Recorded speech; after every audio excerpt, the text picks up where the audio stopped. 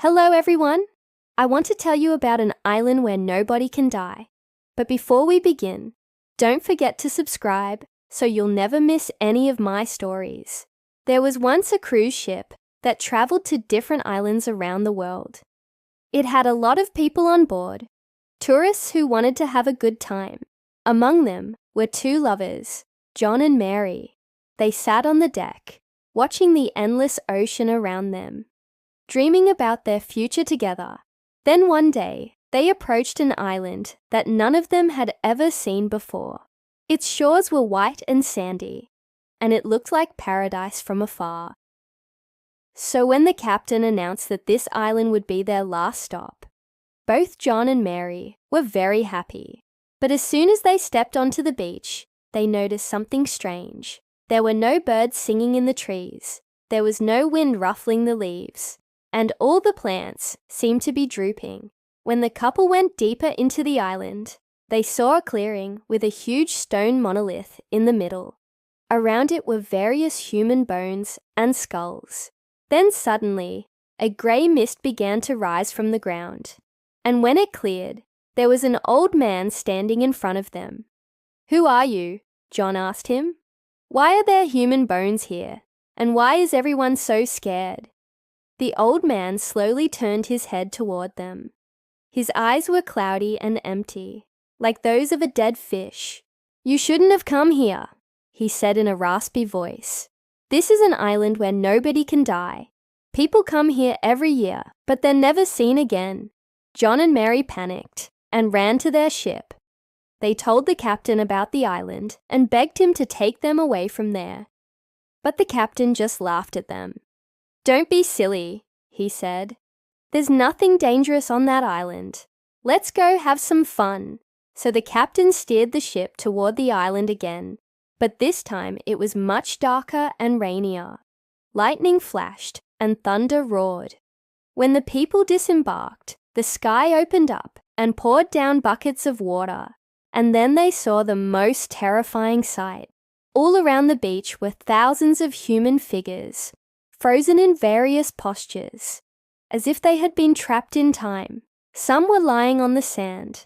Some were running or screaming. One man was even trying to climb the mast of a ship, but it was too late. He was captured by the island forever. John and Mary were horrified. They ran to the clearing with the monolith, but the old man was nowhere to be seen. Instead, there was a small hut that hadn't been there before. Peeking inside, they saw a man tending to a fire. His back was hunched, and his hair and beard were long and tangled. He looked like a wild man. Suddenly, the man turned around. His face was pale and emaciated, and his eyes burned with a strange light. "Why did you come here?" he asked, in a voice that sounded like gravel crunching underfoot. "Don't you understand what this place is? Here, people don't die, but they also can't leave. They're trapped here forever." John and Mary didn't know what to say. They could see that the man was not only crazy, but also very dangerous. Suddenly, he picked up a bone from the ground and began to gnaw on it, as if it were food. Then Mary did something unexpected. She took the bone from his hands and threw it away. "That's disgusting," she said. "Why do you live like a wild animal? Just leave this place. You can still find your way home." The man looked at her for a long time, then suddenly burst out laughing. "You don't understand," he said. "There is no way out of here. This island doesn't let anyone leave. I've tried everything, but it's useless." At that moment, the lightning outside suddenly stopped. The clouds parted, and a ray of sunshine broke through. The man turned toward the light, and his eyes filled with longing.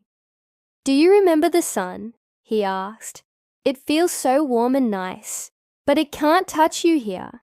Nothing can touch you here. You can't feel anything anymore. You're dead." Mary felt a pang of pity for the man. Maybe he wasn't crazy. Maybe he really was just lonely. "Let me ask you a question," she said. "If you really can't leave, why don't you get out of here? Why don't you swim away to that big, beautiful island over there?" The man shook his head sadly. "I'm sorry," he said. "I can't swim."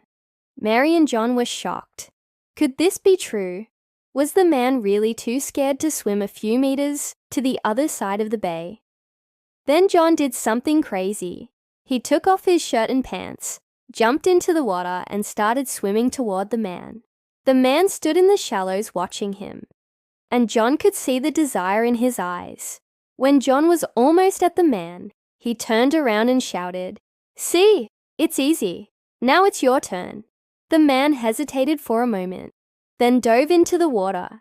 To John's great surprise, he was wearing clothes. The man reached John and grabbed his shoulder. "Thank you," he whispered. "Finally, I'll be able to go home." They swam to the shore, and the first rays of the morning sun touched their skin. John and Mary embraced, overjoyed to be alive. The man looked at them and smiled for the first time in many years.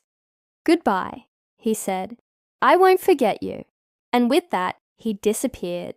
John and Mary were deeply moved by the man's story. They knew that if they hadn't come to save him, he would have lived out his eternity on that island, believing that he was the only living person in the world.